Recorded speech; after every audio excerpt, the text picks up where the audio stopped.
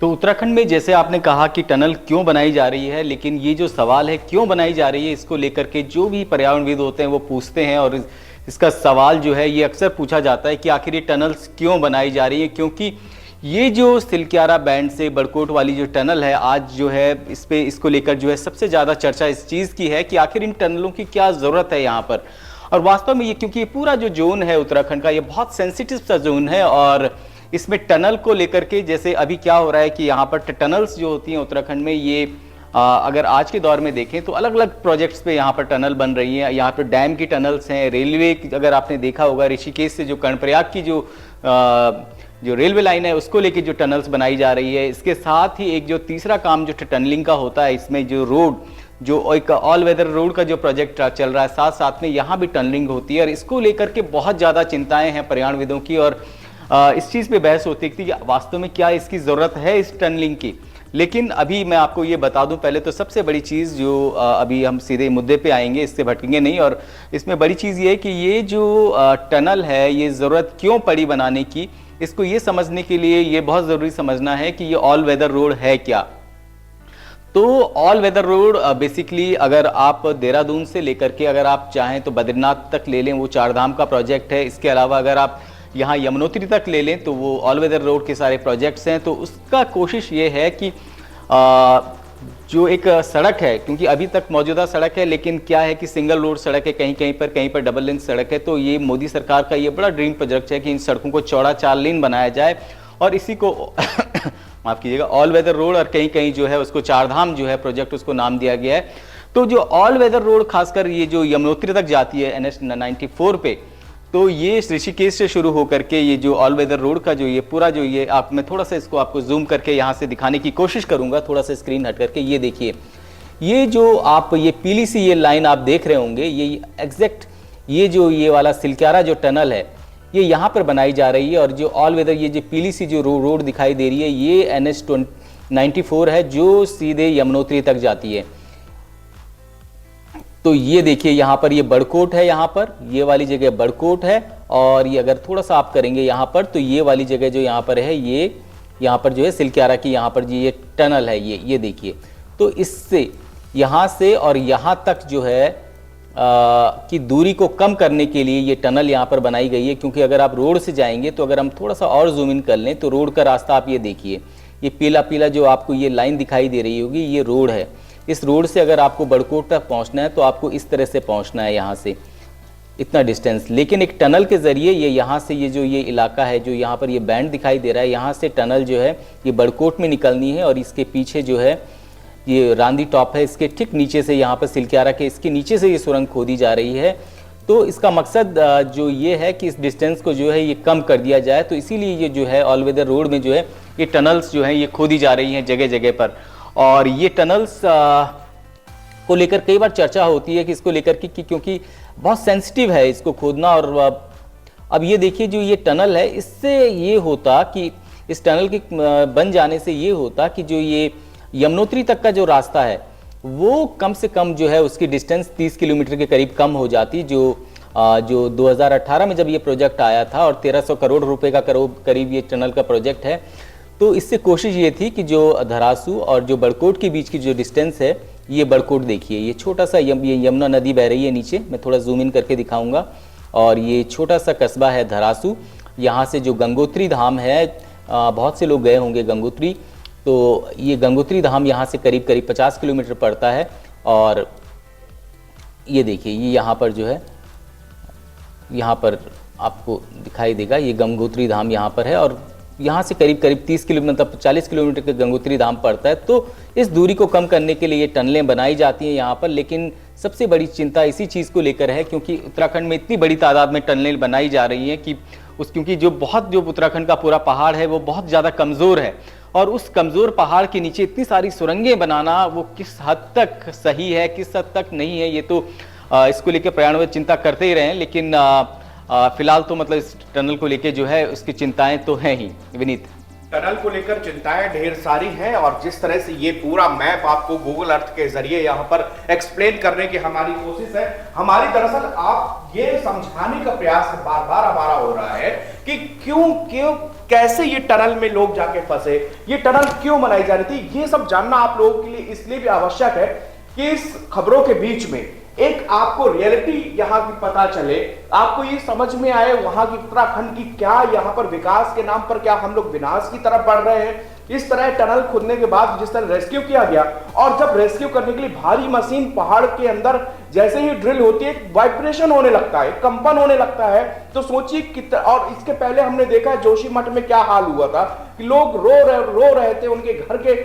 घर वहां पर तबाह होने लगे। इस कंडीशन में इतनी प्राकृतिक सुंदरता भरा ये प्रदेश, हर तरह से संपन्न ये प्रदेश, लेकिन आज ये ऐसी जंग के मुहाने पर आके खड़ा है। जो अभी राकेश जी जिस तरह से बात कर रहे थे कि तमाम नेचर के जानकार हैं, वैज्ञानिक है, वो सब इसमें चिंता लगातार जाहिर कर रहे हैं। यहाँ पर कंक्रीट की इमारतें खड़ी हो रही हैं, कई 100 मीटर तक इनमें सुरंगें खुद रही हैं, इसमें ड्रिल्स किए जा रहे हैं, पहाड़ों में विस्फोट किए जा रहे हैं। ये सब चिंता का कारण है। इसके साथ साथ ऑल रोड प्रोजेक्ट एक बहुत बड़ा प्रोजेक्ट है जिसके तहत ये टनल बन रही थी। अब हम आपको इस तस्वीर की जगह के जरिए राकेश जी आपको समझाएंगे कि कैसे इसको जोड़ने का प्रयास यहां पर सरकार करे। इसका एक एंगल तो ये है कि चारों धाम यात्रा सुगम हो जाएगी, ऑल टाइम, मतलब हर ऑल वेदर रोड, हर मौसम में आप यहां पर सफर कर सकते हैं। चौड़ी सड़कें होंगी, कम समय लगेगा और जाम से भी छुटकारा मिलेगा। ये लेकिन ये केवल एक पहलू है। इसका दूसरा अहम पहलू है, वो है सेना का मजबूतीकरण। सेना के वाहन आराम से निकल जाए, उनके पास रसद सामग्री आराम से पहुंचाई जाए। अगर कभी ऐसी जंग के हालात बने तो ऐसा ना हो कि आर्मी को रसद जाने की समस्या वहां जूझनी पड़े। राकेश जी, इस पूरे जो यमुनोत्री, गंगोत्री, केदारनाथ, बद्रीनाथ, जो हमारे हिंदू धर्म के 4 सबसे बड़े धाम बताए जाते हैं, इसकी यात्रा में लाखों लोग जो है उत्तराखंड जाते हैं। उसी के ये 4 धाम रोड भी बोली जा रही, जो ये नया प्रोजेक्ट है, इसको थोड़ा एक्सप्लेन करिए। कहां से बन रही है, कहां पे वो गुफाएं बनाई, सुरंगें बनाई जा रही हैं, और कहां पे वो रोडों का चौड़ीकरण हो रहा है। और जोशीमठ को मैं आपसे कहूंगा कि खास तौर से इसने पूरे देश को चिंता दी है। यहाँ की तस्वीरें आज भी कपा देती हैं, रुला देती हैं। राकेश जी, जब जो लोग अपना सामान लेके वहां से जब रवाना हो रहे थे तो किसी का कुछ छूट रहा था, किसी का कुछ छूट रहा था, किसी ने जीवन भर की कमाई वहां पे गंवा दी। इसको भी आप खास तौर से एक्सप्लेन करिए। तो देखिए, जिस बात की अभी जस्ट हम चर्चा कर रहे थे, जो अभी जो सबसे देश की नज़रों में जो सुरंग है बड़कोट और जो सिलियारा मोड़ वाली, तो ये सिलकारा मोड़, ये जो ये इलाका है, देखिए अगर आप, ये बहुत अच्छी इमेज है और जिससे आप ये समझ सकते हैं पूरा उत्तराखंड का जो अपर हिमालय जो है उस वाले इलाके का ये पूरा दृश्य आपको दिखाई दे रहा होगा इसमें। तो ये जो बड़कोट और सिलक्यारा वाली जो सुरंग है यहाँ पे बन रही है। अब ये समझिए, हरिद्वार से कोई अगर यात्रा शुरू करता है तो यहाँ से ये जो पूरा इस अभी तक ये रोड है, लेकिन इस रोड को चौड़ा करने के लिए ऑल वेदर प्रोजेक्ट जो है वो शुरू किया है मोदी सरकार ने। और इसके साथ ही जो बद्रीनाथ तक की जो यात्रा है, यहाँ तक बद्रीनाथ पर भी ये है 4 धाम प्रोजेक्ट चल रहा है। इसमें भी रोड को कई जगह चौड़ा किया जा रहा है, सुरंगें बनाई जा रही हैं इसके लिए। तो ये जो प्रोजेक्ट है, इसका जैसा कि आपने बताया, इसका मकसद तो साथ ही यात्रियों को जो है कि 12 महीने जो यात्रा जो है, ऑल वेदर का जैसे नाम ही है कि हर मौसम में क्या होता है, बरसात के मौसम में सड़कें ब्लॉक हो जाती हैं, तो कोशिश सरकार की है कि भाई सड़कें चौड़ी हों तो यात्रा सुगम हो। लेकिन इसका बड़ा मकसद, ये जो आप ये हिमालय देख रहे होंगे, ये पूरा ये हिमालय जो है, इसके पीछे जो है चीन है जी। ये तिब्बत का इलाका आता है जो अब चीन के कब्जे में है। तो ये जो इलाका है ये चीन है। तो इसका सबसे मकसद, इन सड़कों का जो ये सुरंगें हैं, इनका मकसद है कि यहाँ तक जो है सेना की रसद और जो हमारे जवान हैं वो अगर कोई आपातकाल आ जाए अचानक तो वो तुरंत पहुंचे। इसीलिए यहाँ से, इस सड़क तो है ही, यहाँ से जो है एक यहाँ पर ऋषिकेश होगा, तो ऋषिकेश से एक जो है कर्णप्रयाग तक एक जो है एक ट्रेन का भी काम चल रहा है, रेलवे का भी काम चल रहा है, एक रेल लाइन का काम चल रहा है, जिसमें बहुत, वो तो मतलब उसका तो 80% हिस्सा सुरंग के बीच से है। जो ट्रेन जा रही है, वो ट्रेन जो जाएगी, जो ऋषिकेश से कहां की ओर जा रही है? ऋषिकेश से कर्णप्रयाग तक, जोशीमठ से पीछे यहाँ पर रुद्रप्रयाग से आगे थोड़ा कर्णप्रयाग एक शहर कस्बा है, तो रेलवे लाइन पर बिछ रही है जो ऋषिकेश से बिल्कुल सुरंगों के बीच से होते हुए वो जा रही है। तो मेन मकसद जो है, मुख्य मकसद बेसिकली सेना का है कि सेना का किस तरह से जो रसद है वहां तक पहुंचाया जाए। लेकिन सबसे बड़ी, मतलब एक सुरक्षा की चिंता है, सुरक्षा की चिंता, लेकिन सबसे बड़ी चीज ये है कि जो ये उत्तराखंड का ये पूरा प्रदेश है, इसमें ये इतना सेंसिटिव जोन 5 में आता है। भूकंप का जो जोन 5 होता है, सबसे खराब, सबसे खतरनाक जोन माना जाता है, उसमें ये पूरा इलाका आता है। और ये जो पहाड़ हैं, क्योंकि जैसे मैंने और भी अब इससे पहले वीडियो में हम लोगों ने एक्सप्लेन किया था कि ये कच्चे पहाड़ हैं। जिस तरह से एक आदमी की उम्र अगर 100 साल होती है तो अपने 16 या 17 साल की उम्र में जब वो होगा तो ये पहाड़ उसी उम्र के हैं।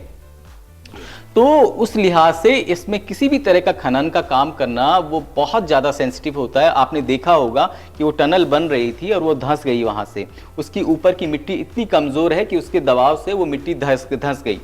इसी तरह का काम जो है यहाँ पर टिहरी में भी होता है। टिहरी में डैम बनते हैं। उत्तराखंड में कई हाइड्रो प्रोजेक्ट्स हैं जिनके लिए सुरंगें बनाई गई हैं, रेलवे लाइन के लिए सुरंगें बनाई गई हैं, रोड के लिए सुरंगें बनाई जा रही हैं। तो ये पूरा जो एक पूरा जो इकोसिस्टम है उसको लेकर चिंता पैदा होती है किसी भी उसमें।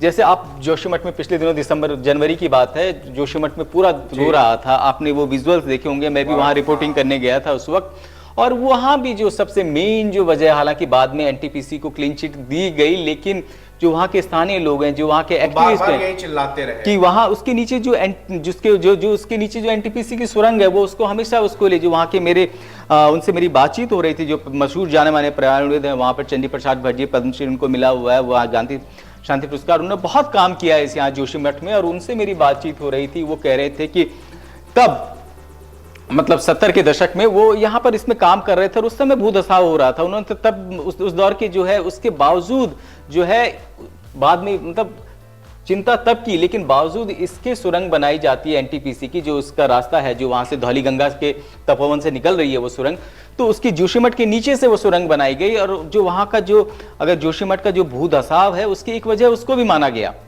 इसके अलावा दूसरी चीज, हालांकि ये सवाल मैंने रेल मंत्री जो हमारे हैं अश्विनी वैष्णव उनसे भी पूछा था, क्योंकि ये जो ऋषिकेश की ये जो लाइन है और ये जो कर्णप्रयाग तक ये जो जा रही है, जब ये बन रही है तो इस तरह की बहुत सारी रिपोर्ट्स आई हैं कि जो बहुत से गांव के लोगों ने कहा कि हमारे मकानों में दरारें आ रही हैं जी, है ना। तो ये सब चीजें देखिए, अब हो सकता है कि कुछ और वजह है, लेकिन ये सब क्यों होता है जब इस तरह की सुरंगें बनती हैं।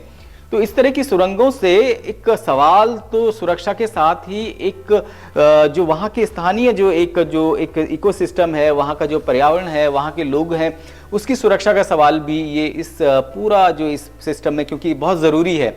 सुरंग तो है ही ये 41 जाने हैं, इनकी चिंता सबसे ज़्यादा इस वक्त हो रही है, लेकिन इसके साथ ही इस हिमालय की जो रीजन की चिंता है वो उससे ज़्यादा हमें होती है, क्योंकि देखिए यमुनोत्री का मतलब ये बहुत पवित्र धाम है। ये 4 धाम जो है इनका भी एक देखिए किस तरह से कनेक्शन है। पहले मतलब कितनी मतलब यात्राएं पहले भी होती थी, लेकिन मतलब पैदल यात्राएं होती थी और सड़कें भी थी, तो एक लाइन थी, लेकिन कभी मतलब इस तरह की आपदा हमने नहीं देखी। लेकिन जैसे जैसे विकास और मतलब सुरक्षा को लेकर जो चीजें हम हो रही हैं, उससे लगातार सब चीजें, जोशीमठ आप देख रहे हैं, केदारनाथ आप देख रहे हैं, हर जगह मतलब त्रासदी जो है वो देखते हैं। तो ये देखिए सिलकारा में 41 मतलब लोगों का जूझ रहे हैं, क्या होगा उनका कुछ पता नहीं है। तो ये देखिए जो मतलब मैं इसलिए पवित्र धाम, ये देखिए यह यमुनोत्री है, मतलब जब भी कोई तीर्थयात्री मतलब करोड़ों लोग जाते हैं, केदारनाथ जाते हैं, बद्रीनाथ जाते हैं, तो यमुनोत्री वो जहाँ के लिए ऑल वेदर रोड का ये काम चल रहा है, तो यमुनोत्री से कोई भी यात्रा शुरू मानी जाती है। यमुनोत्री से शुरू होती है, गंगोत्री जाती है, केदारनाथ उसके बाद जो है मतलब माना जाता है, ये एक परंपरा है कि यमुनोत्री से हम यात्रा शुरू करेंगे, फिर उसके बाद गंगोत्री जाएंगे, फिर केदारनाथ जाएंगे, फिर बद्रीनाथ जाएंगे।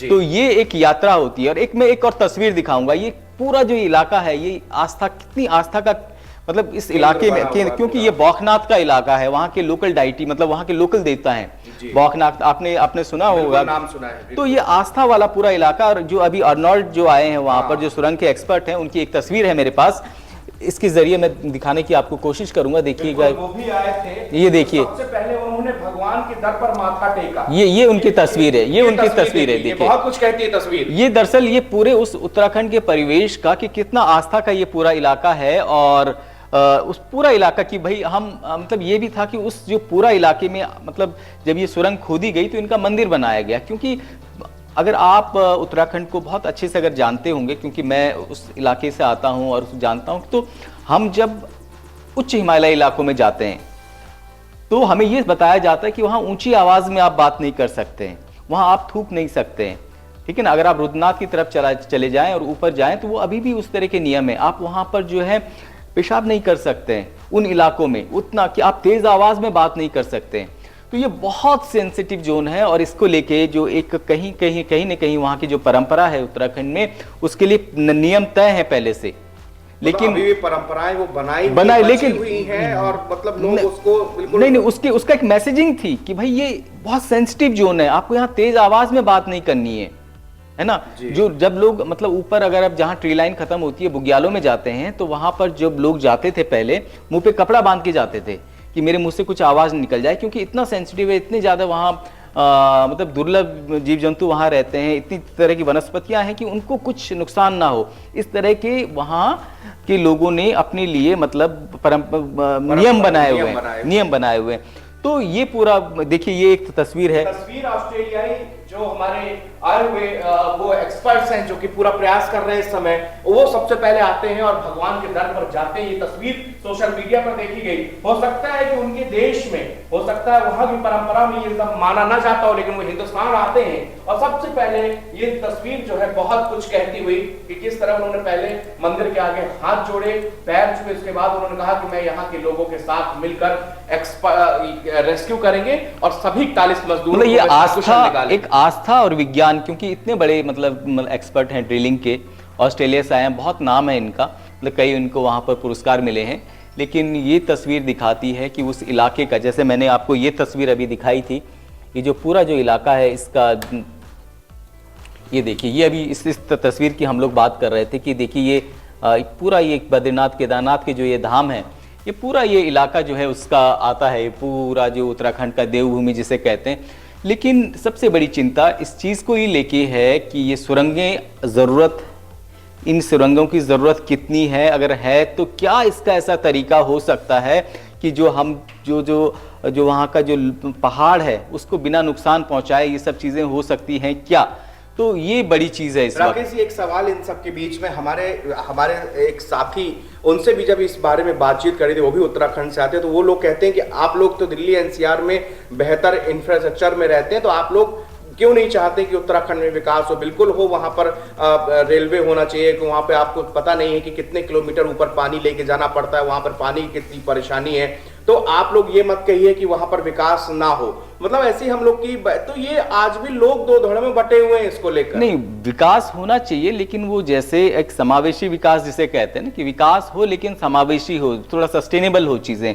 ऐसे नहीं कि आपने मतलब जिसे कहते हैं कि पूरा जिस तरह से पूरा आप अगर आप जाएंगे, मतलब मैं बचपन से लेके मतलब अपने गांव की तरफ की यात्राएं करता हूं, इतना ज़्यादा रोड का ब्लॉकेज मैंने कभी नहीं देखा जीवन में जितना अब दिखाई देता है ऑल वेदर रोड की वजह से। क्योंकि आप देखते होंगे कितनी जगह, क्योंकि हमने जो पहाड़ों को, इस कटान को थोड़ा साइंटिफिक तरीके से अगर ये काट लिए जाते, अब क्या होता है इसमें कि इतना ज़्यादा गलत तरीके से पहाड़ों का कटान हो जाता है कि आप कई बार जो एनजीटी ने पेनल्टी लगाते हैं, उसके बाद ये पेनल्टी लगाते हैं, क्योंकि अब जगह जगह क्या क्या लैंडस्लाइड जोन बन गए हैं उत्तराखंड में। अगर आप देखेंगे तो पूरा मतलब लैंडस्लाइड जोन बने हुए हैं। तो अगर थोड़ा साइंटिफिक तरीके से चीज़ें हो जाएं तो वो ज़्यादा बेहतर है।